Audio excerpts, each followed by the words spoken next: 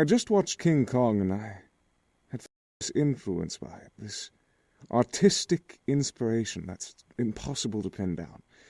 And they taught us back in Theatre in the Square, whenever you feel that inspiration, that something, you must follow it. You must follow through. That is your dedication to the arts. So, I went out. I found the first woman I saw, Pauline. We still talk, we chat, we brunch on weekends sometimes. And I go up to the construction site, I bang my chest, and I start throwing down these barrels, and, well, the events of the afternoon are now history, are they not? The tie helps me feel less exposed, less naked, you see. The idea for it came when I was on set with my good friend Yogi Bear for an audition for Henry VIII. And whenever I was on stage performing my monologue from Hamlet, I had gone off and I had asked him, Yogi, my friend, my compatriot, for some reason all the directors appeared to be staring at me as though I was some sort of animal, some classless thing. I was aghast. I didn't understand why, and Yogi looked at me and said, quite frankly, Don, he refers to me as Don in a rather friendly manner, Don, what you need to understand is that you are naked.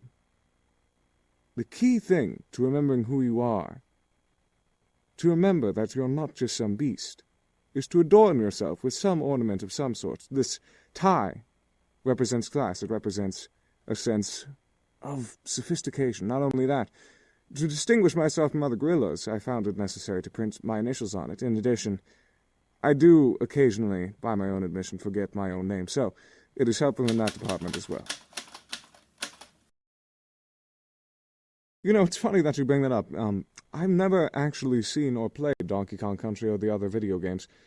I am an actor and an artist, you see, and I completely relate the two. They are an art. Theater is an art, and that is what acting is at its base and purest. And I especially had that attitude in my youth whenever I was initially doing the first few games of Donkey Kong Country, Donkey Kong 64. I regarded them as a way to earn funds to support my theater endeavors.